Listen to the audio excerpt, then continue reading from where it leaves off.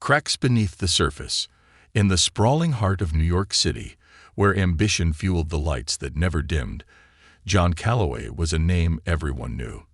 At just 38, John had conquered the city's skyline, his empire a testament to the power of relentless drive. His life was a symphony of high-stakes deals, grand penthouses, and cars that screamed wealth and power. Yet beneath the polished exterior, cracks were beginning to form, ones he refused to see. Anna Calloway was his wife of 6 years, a woman of gentle spirit and profound warmth. She was the kind of person who would pause to help a stranger, the kind of teacher her students adored for her patience and kindness. Anna had dreams too, but they weren't the kind that built skyscrapers. Her dreams were rooted in connection, compassion, and the quiet beauty of a meaningful life. When they first met, John had been captivated by her grounding presence. She had believed in him when he was just a small-time real estate broker, struggling to secure his first big deal. Her faith in him was unwavering, a beacon in his darkest hours. But as John climbed the ladder of success, that same beacon began to fade. His world became consumed by boardrooms and billion-dollar contracts, leaving little room for the woman who had once been his anchor. Anna tried to understand. She told herself that John's distance was a product of his work, that the late nights and canceled dinners were sacrifices he made for their future. Yet, as the months turned into years, she began to feel like an afterthought, a relic of a life John had outgrown. Still, Anna held on to hope. Quietly, she nurtured a secret, one that filled her with a quiet joy even as loneliness crept into their home. She was pregnant. The discovery had been unexpected but welcomed. Anna believed this child could be the bridge to reconnect their fraying bond, a reason for John to pause and rediscover the love they once shared. Her excitement grew with each passing day, her thoughts consumed by the possibilities of their new life. She imagined John's face lighting up when she told him, the way his arms would wrap protectively around her, whispering promises to be better, to make things work. She clung to this vision, letting it carry her through the long nights when John was too busy to notice the subtle changes in her body or the glow on her face. As the days turned colder, Anna decided it was time. She planned everything meticulously, arranging a lunch at a restaurant steeped in memories from their honeymoon. It was the perfect place to deliver the news. She imagined the conversation 100 times in her head, rehearsing the words, "John, we're having a baby," and picturing his reaction, a mix of surprise, joy, and hope. On the day of their lunch, Anna dressed with care, choosing an emerald green dress that highlighted her auburn hair. She arrived early at the restaurant, selecting a corner table with a view of Central Park. The golden hues of autumn leaves framed the scene, a picture-perfect backdrop for the moment she hoped would rekindle their love. But John was late. He always was. Minutes ticked by, and Anna's nervous excitement began to waver. She checked her phone repeatedly, her fingers fidgeting with the edge of the linen napkin. She told herself he'd be there any moment, that this delay was just another symptom of his busy schedule. 45 minutes passed, and Anna's hopeful smile dimmed. The vibrant anticipation she carried with her all day began to feel like a fragile illusion.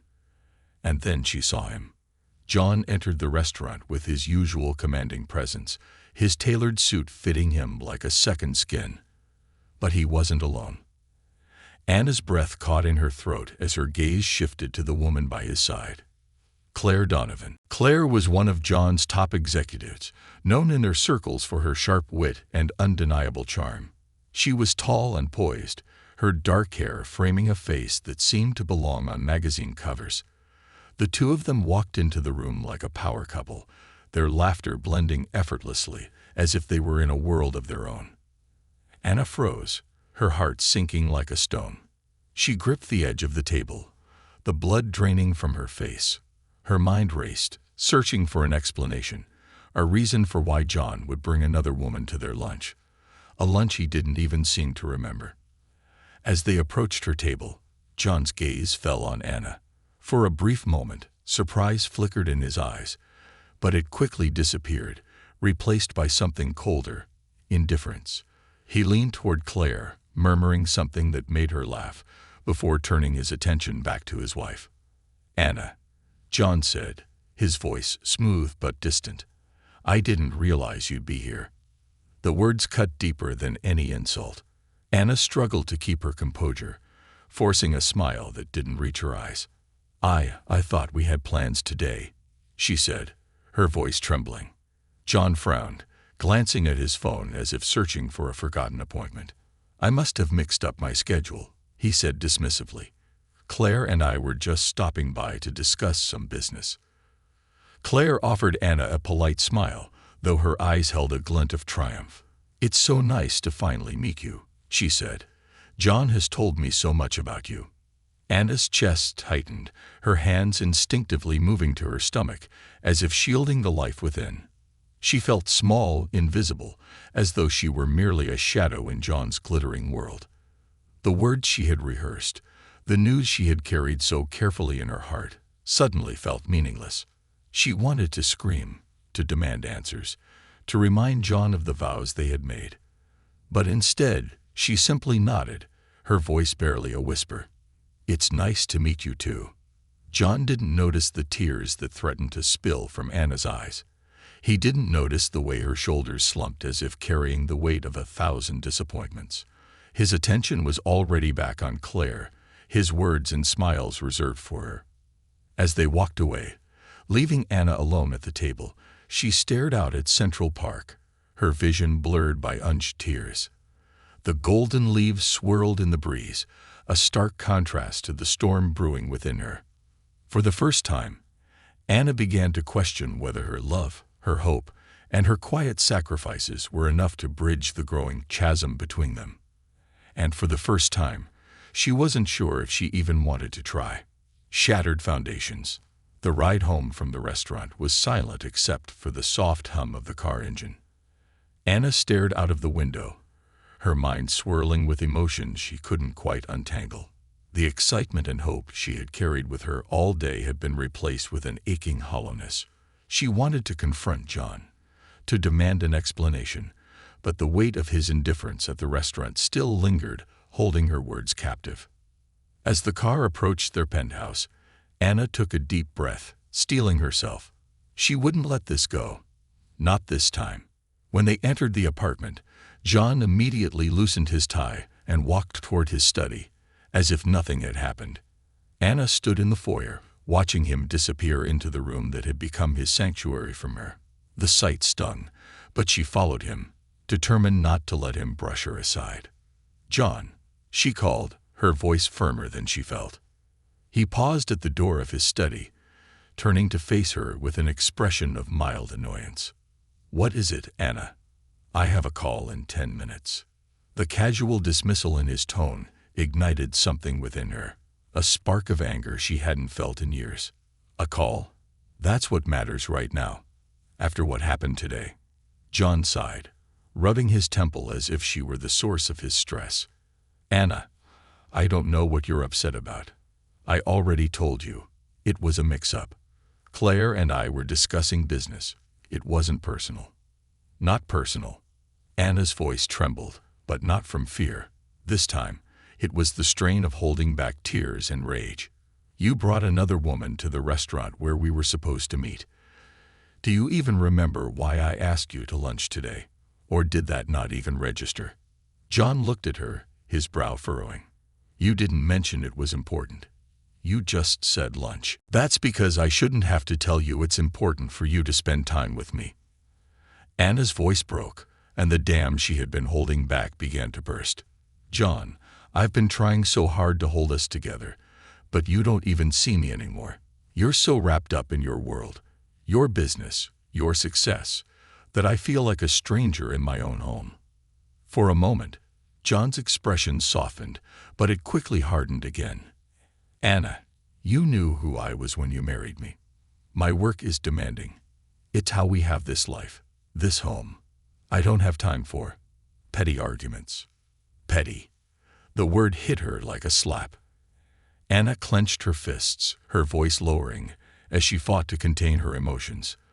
"This isn't petty, John. This is our marriage. This is us falling apart, and you can't even see it." He shook his head, turning toward his study. "I can't do this right now. We'll talk later." "No," Anna said, her voice sharp and cutting. "We're talking now." Her hands instinctively moved to her stomach, her heart pounding as she prepared to tell him what she had kept secret for weeks. "I'm pregnant."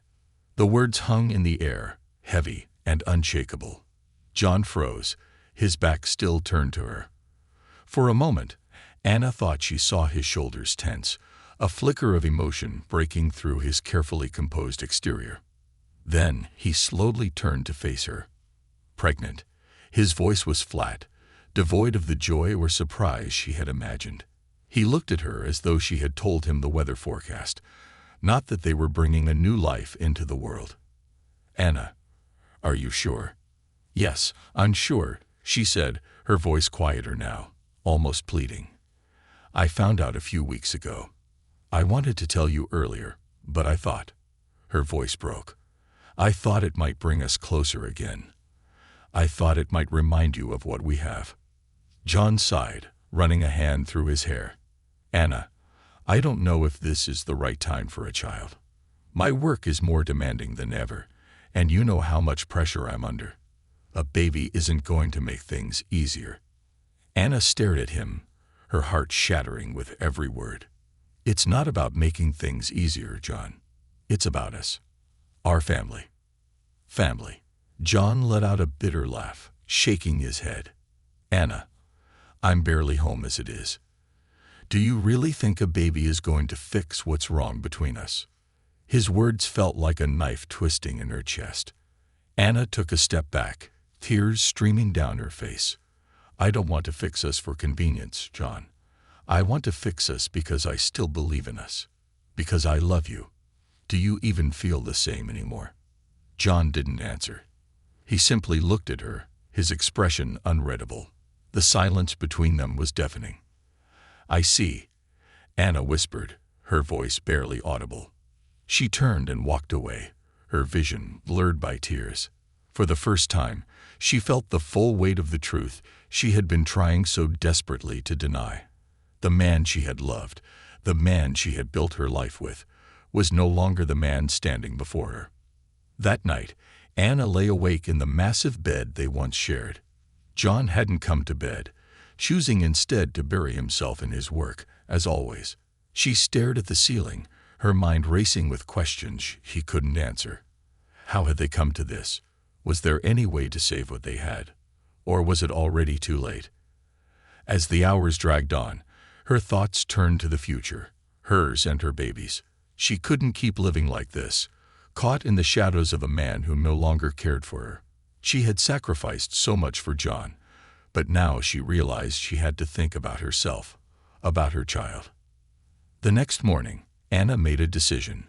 She would confront John one last time, not with anger, but with clarity.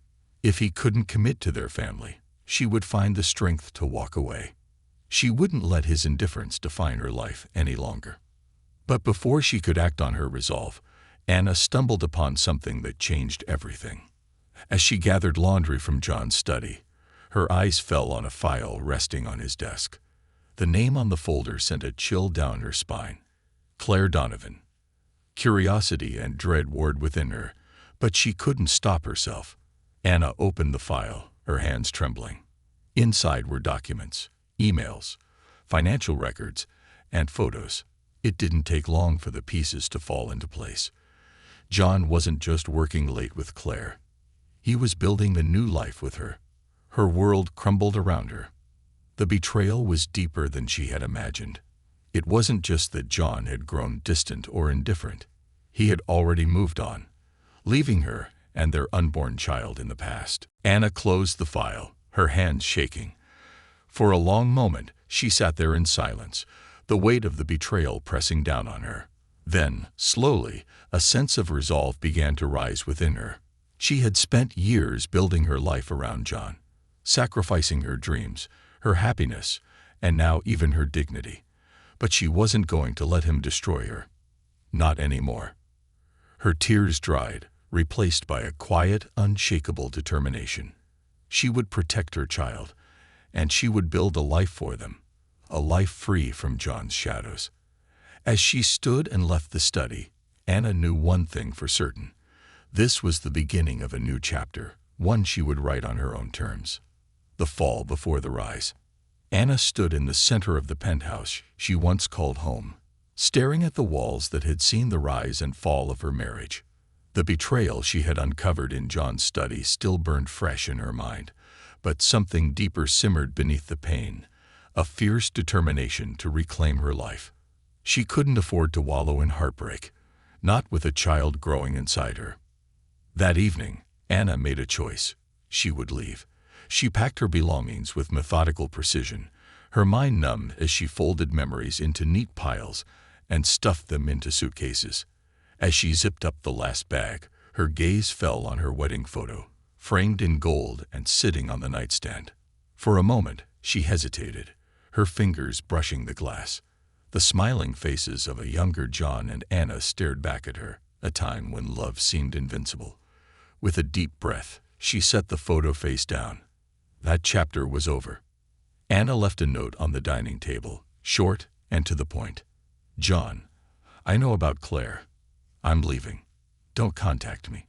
I need space to figure out what's next. For me and the baby. Anna.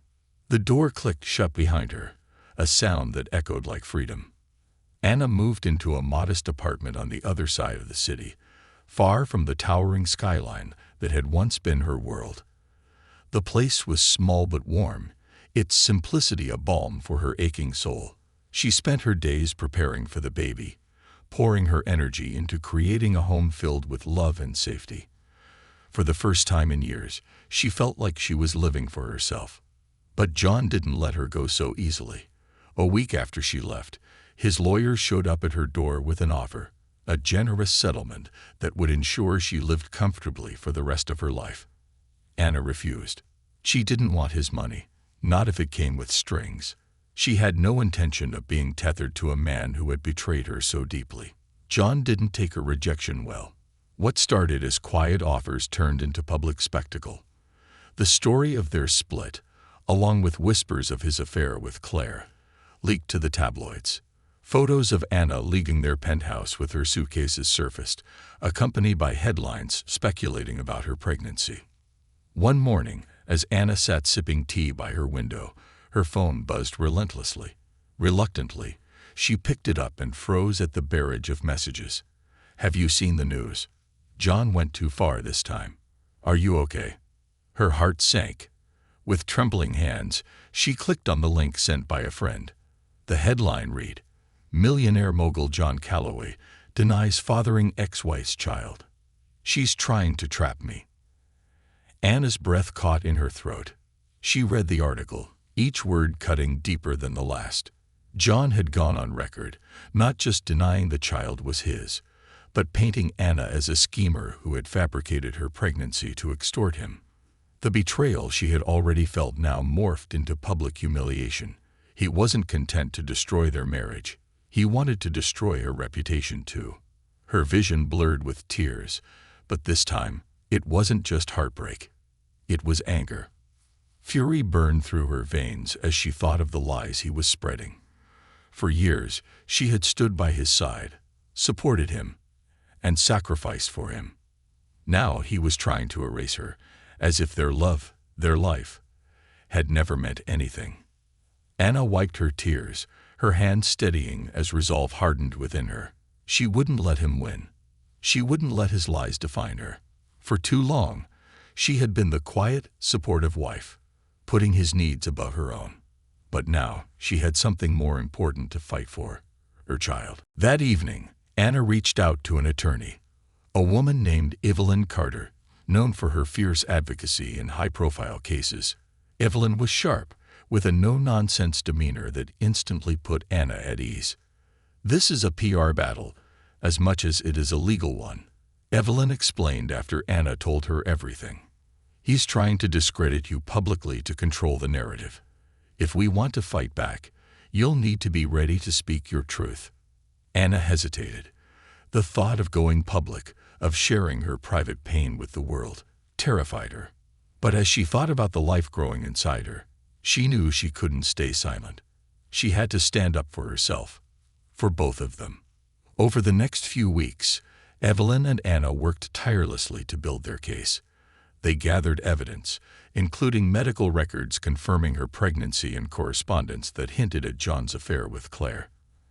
Anna also began preparing a heartfelt statement, one that would expose the truth without descending into the mudslinging that John had embraced.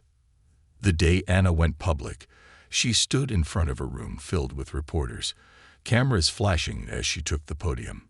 She wore a simple dress that accentuated her growing bump, her hands resting protectively over her stomach. Her voice trembled as she began, but as she spoke, her confidence grew. "I never thought I'd be standing here today," she said, her voice steady despite the nerves. "The last few months have been the most challenging of my life. I've been betrayed, humiliated, and painted as someone I'm not. But today, I'm here to speak the truth, not just for myself, but for my child." She paused, her gaze sweeping the room. "I loved John Calloway. I stood by him when he was building his empire, through every late night and every setback. I never asked for anything except his love and respect. But somewhere along the way, that love faded, and respect turned to indifference. Even so, I never stopped believing in us. That's why this baby means so much to me. It's a symbol of hope, of love, even in the darkest times." Her voice broke slightly, but she pressed on. "John has denied this child, denied me, and tried to erase everything we built together. But I refuse to let his lies define me. I am stronger than that, and I will fight for my child, no matter what."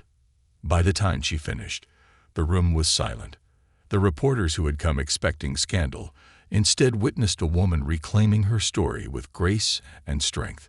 The narrative began to shift.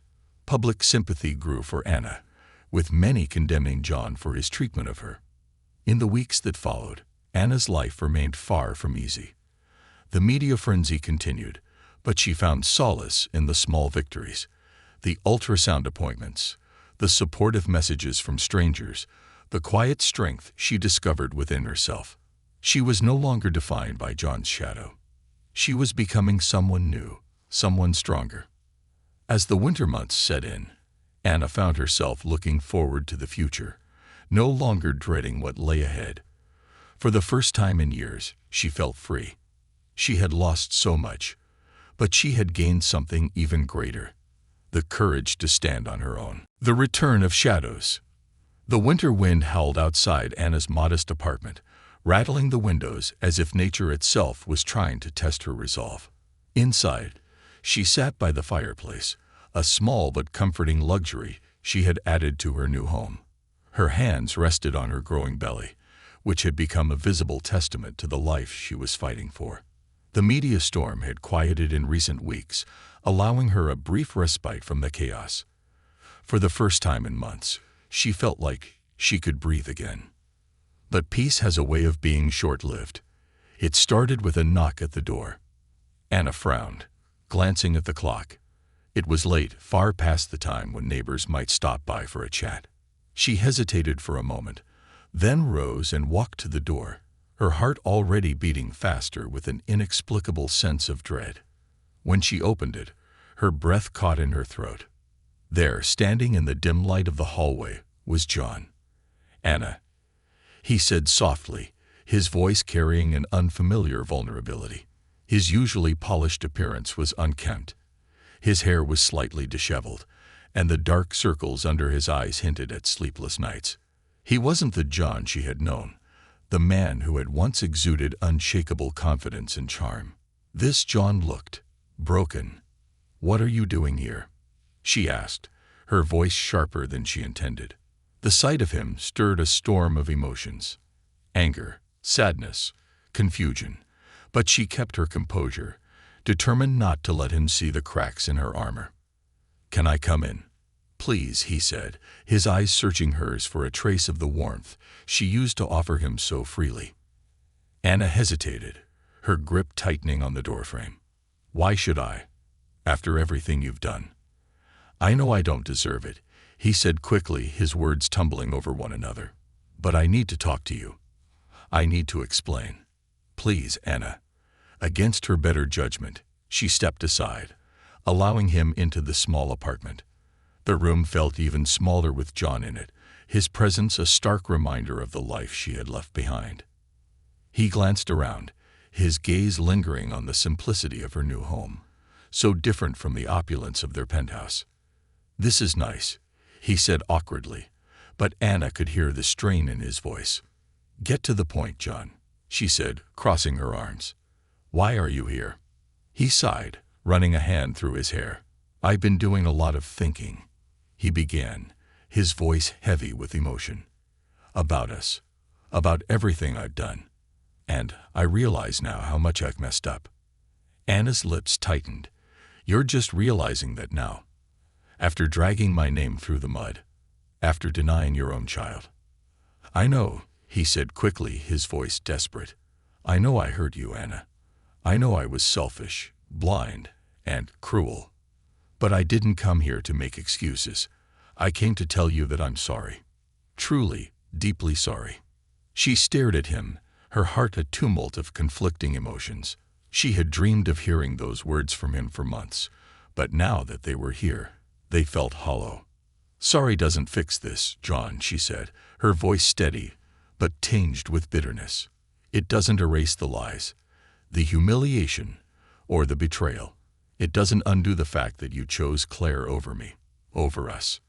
John flinched at her words, but he didn't look away. Claire is gone, he said quietly. I ended it weeks ago. Anna raised an eyebrow, unimpressed. And that's supposed to mean something to me. You expect me to believe you've suddenly had a change of heart. I don't expect you to believe me, he admitted. But it's the truth. Claire was a mistake. I thought she was what I wanted, but she wasn't. She never could be. I let my ambition blind me to what really matters, and by the time I realized it, I'd already pushed you away. His words hung in the air, heavy with regret. Anna wanted to believe him. Part of her still longed for the man she had fallen in love with, but the scars he had left ran deep. I don't need your regret, John, she said finally. I needed your love, your respect. But you threw that away when you chose to humiliate me in front of the whole world. John took a step closer, his eyes pleading. I'm trying to make it right, Anna. I know it's too late to undo the damage I've done. But I want to be there for you. For the baby. Please, give me a chance to prove that I've changed. Anna's breath hitched. She glanced down at her belly, her hand unconsciously resting on the life within. And why should I believe you've changed? She asked, her voice barely above a whisper. What's different now? Because losing you made me realize what I truly value, he said, his voice breaking. I don't care about the money, the deals, or the skyscrapers anymore. None of it means anything without you, without our family. The rawness in his voice tugged at her heart, but she couldn't ignore the damage he had done. Do you even understand what you put me through? She asked, tears brimming in her eyes. I was alone, John, pregnant and alone, while you paraded around with Claire and let the world think I was some gold-digging liar. I do understand, he said, his own eyes glistening, and it kills me every day. I can't change the past, Anna, but I want to make amends. I want to be the father our child deserves. I want to be the man you fell in love with again. Anna turned away, her emotions threatening to overwhelm her. She had spent months rebuilding herself, learning to stand on her own 2 feet. Letting John back into her life felt like inviting a storm into her fragile sanctuary. And yet, a part of her wondered if he truly could change, if there was still a chance for the family she had once dreamed of. You need to leave, she said finally, her voice trembling. I can't deal with this right now. Anna. Leave, John, she said, more forcefully this time. I need time. Space. If you really care about me, you'll respect that. John hesitated, his shoulders sagging as the weight of her words sank in. Finally, he nodded. I'll go. But I'm not giving up, Anna. I'll prove to you that I've changed. He turned and walked to the door, pausing briefly to glance back at her. "I'll be here when you're ready." When the door closed behind him, Anna sank onto the couch, tears streaming down her face. She didn't know what to believe anymore. John's words had stirred something in her, a faint, flickering hope, but the wounds he had left were still raw. Could she trust him again? Or was she setting herself up for more heartbreak? A test of redemption. The days that followed John's unexpected visit were a whirlwind of emotions for Anna. She couldn't shake his words, the raw vulnerability in his voice, or the haunted look in his eyes. They stayed with her, lingering like the ghost of the man she had once loved. Every time she touched her growing belly, she thought of the child inside her, innocent and unknowing of the turmoil surrounding their arrival. Could she afford to trust John again, for the sake of their child? Or was she risking everything she had rebuilt? Anna busied herself with preparations for the baby, trying to distract herself from the storm in her mind. She painted the small nursery a soothing pastel blue, carefully assembling a crib and folding tiny clothes into neat stacks. Yet even in these moments of peace, her thoughts always drifted back to John. Her resolve wavered when she received a package at her door a week later. Inside was a handwritten letter from John, a rarity in the age of emails and text messages. The sight of his familiar handwriting sent a pang through her chest. Hesitantly, she unfolded the paper. "Anna, I don't know if you'll read this, but I needed to put my feelings into words. I've spent these past few weeks reflecting on everything I've done, not just to you, but to myself. I've realized how much I let my ambition consume me, how it blinded me to what truly mattered. When I met you, Anna, I saw the world in a way I never had before. You made me believe in something bigger than success, bigger than myself. I lost that along the way, and in losing it, I lost you, the one person who made me feel whole. I'm not asking for forgiveness. I know I don't deserve it. But I am asking for a chance to be better, not just for you, but for our child. I want to be a part of their life. I want to be a father they can look up to, and I want to prove to you that I can be the man you once loved. I know it will take time, and I'm willing to wait. All I ask is that you let me show you that I've changed. Yours always, John." Anna's hands trembled as she folded the letter. She felt the sincerity in his words, but sincerity didn't erase the pain. She tucked the letter away, unsure what to do, and resolved to focus on what she could control, her own journey forward. 2 weeks later, a snowstorm blanketed the city, its icy tendrils turning the streets into a treacherous maze. Anna was on her way home from a routine doctor's appointment, her mind still reeling from the ultrasound images of her baby, tiny but perfect, with a strong heartbeat that filled her with awe.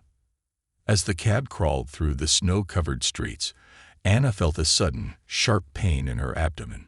It wasn't like anything she had felt before, intense, stabbing, and relentless.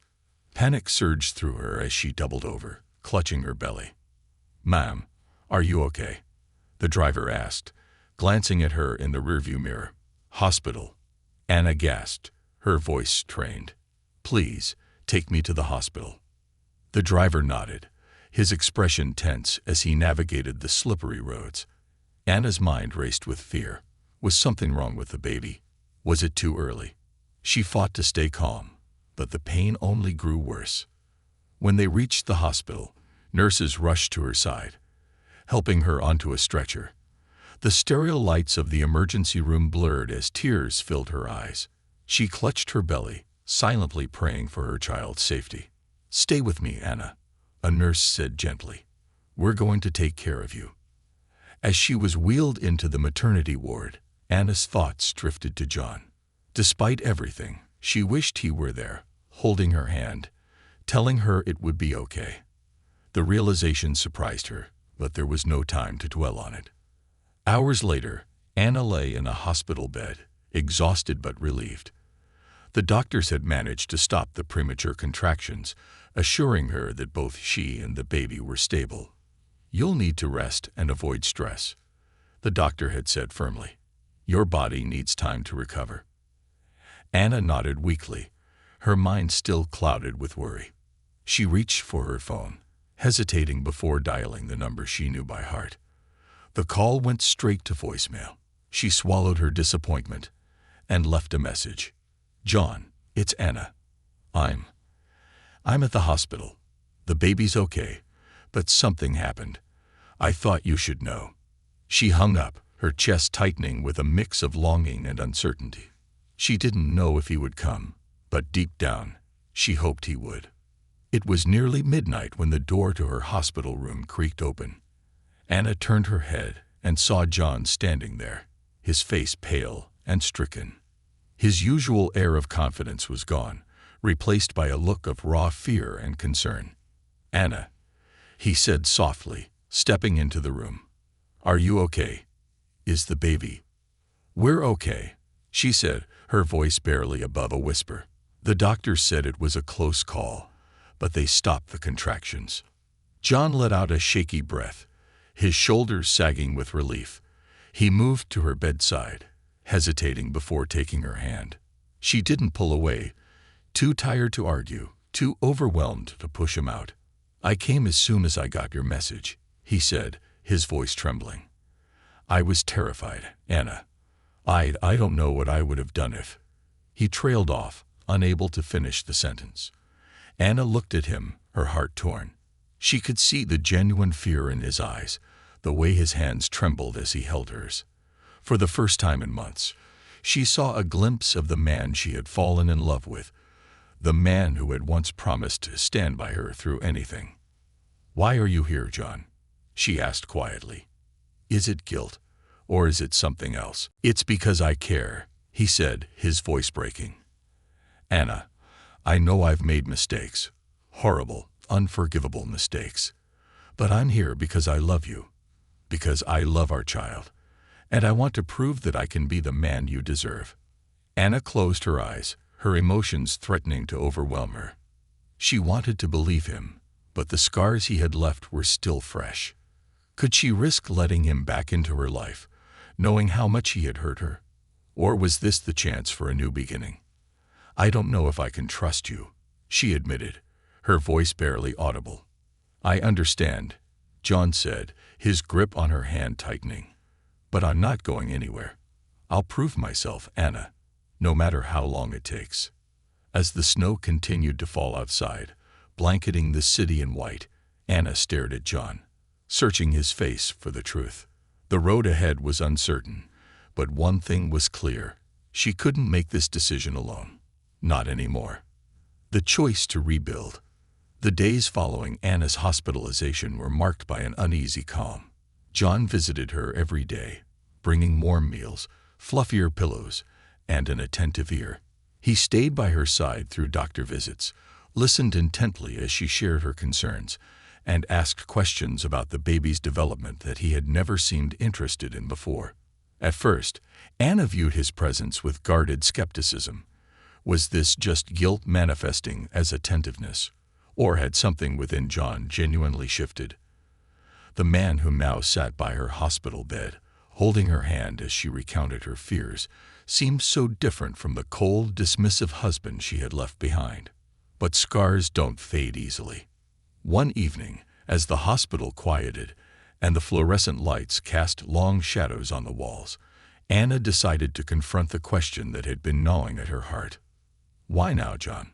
she asked softly, her gaze fixed on the ceiling. "Why do you care all of a sudden?" John, seated in the chair beside her, exhaled slowly. "I've been asking myself that same question every day since you left," he admitted. "And I think it's because losing you made me realize how blind I've been. When you were gone, it was like the world stopped making sense. The deals, the skyscrapers, the endless grind. It all felt empty without you." Anna turned her head to look at him, searching his face for signs of deceit. She saw none, only vulnerability and regret. "But it's not just that," he continued. "When I heard you were in the hospital, when I thought something might happen to you or the baby, it scared me in a way I've never been scared before. I realized that nothing, no amount of money or success, would ever matter if I lost you too. Anna's throat tightened as she absorbed his words. She wanted to believe him, but the memory of his betrayal still loomed large. "Do you really think an apology can fix everything?" she asked, her voice trembling. "Do you think showing up now erases the months, no, years, of neglect and betrayal?" "No," John said firmly, leaning forward. "I don't think an apology is enough. I know I can't undo what I've done, Anna. But I'm not asking for forgiveness. I'm asking for a chance to prove that I've changed, to be the husband and father you and our child deserve." Anna closed her eyes, her mind a storm of conflicting emotions. "It's not that simple, John," she said. "I can't just forget everything. Trust doesn't come back overnight." "I know," he said quietly, "but I'm willing to do whatever it takes. I'll wait as long as you need me to." The next morning, Anna was discharged from the hospital with strict instructions to rest. To her surprise, John had already arranged everything, hiring a car service, coordinating with her doctor, and even setting up a home care nurse to ensure she had support during her recovery. When they arrived at her apartment, she found that John had gone even further. The nursery, which she had been slowly piecing together, had been transformed into a haven of warmth and comfort. Soft pastel curtains framed the window, a plush rocking chair sat in the corner, and a tiny bookshelf was filled with classic children's books. On the crib was a note in John's handwriting, "For the baby who deserves the world." Anna's emotions overwhelmed her, and she sank into the rocking chair, tears streaming down her face. "Why are you doing this, John?" she asked, her voice barely above a whisper. "Because I want to be here for you," he said, kneeling beside her. "Not just when it's easy, but for all of it. The hard days, the sleepless nights, everything. I don't want to be the man who let you carry this alone." Anna looked at him, her heart aching with a mixture of hope and fear. "And what happens when it gets too hard, John? What happens when the reality of being a father doesn't fit into your perfect life?" "I've already learned that there's no such thing as a perfect life," he said. "But I know that I want a life with you and our child. I'm ready to make sacrifices this time, Anna. I'm ready to put my family first." The weeks passed, and John remained steadfast. He didn't just make promises, he took action. He stepped back from work, delegating responsibilities to his team, and spending more time at Anna's side. He attended parenting classes with her, surprising her with his eagerness to learn. He helped her with meals, chores, and even the mundane tasks she had once shouldered alone. Anna couldn't ignore the changes. Slowly, her walls began to crack, letting slivers of hope shine through. But she still held back, afraid of giving him her heart only to have it broken again. One snowy evening, as they sat in the living room drinking tea, John spoke words that shifted everything. "Anna," he said, his voice steady, "I've decided to sell the penthouse." She blinked, startled. "What? Why?" "Because it's a monument to the life I thought I wanted," he said. "And I don't want that life anymore. I want something real, something built on love, not ambition. I've already found a smaller place closer to here. I thought, maybe we could start fresh, together." His words hung in the air, heavy with meaning. Anna stared at him, her emotions swirling. For so long, she had been waiting for him to choose her, to prioritize their family over his empire. Now he was offering her everything she had once dreamed of. But could she truly let go of the past? A month later, as Anna prepared for the arrival of their baby, she finally made her decision.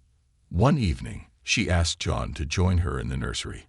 They sat side by side on the floor, surrounded by baby toys and blankets. She took a deep breath, her heart pounding. "John," she began, "I can see that you've changed, and I can see how much you're trying. It hasn't been easy for me to trust you again, but I think I'm ready to try." His eyes widened, a mixture of hope and relief washing over his face. "Anna, She held up a hand, stopping him. "But this isn't just about words or gestures. This is about building something real, day by day. If we do this, it's going to take work on both our parts. I'm ready for that, he said earnestly. I'll do whatever it takes. Anna nodded, tears brimming in her eyes. Then let's try. For us. For our child. The day their baby was born was a day neither of them would ever forget. As Anna held their tiny daughter in her arms, tears streaming down her face, John stood beside her, his hand on her shoulder. He looked down at their child with an expression of awe and love, his own tears falling freely. "She's perfect," he whispered, "just like her mother." Anna glanced up at him, her heart swelling with emotion. In that moment, she saw the man she had fallen in love with, the man who had rediscovered himself through the trials of their journey. She saw hope, redemption, and the promise of a brighter future. Their path had been anything but easy, but as they gazed at their daughter together, Anna knew they had finally found their way back to what truly mattered: love, family, and the strength to rebuild. The end.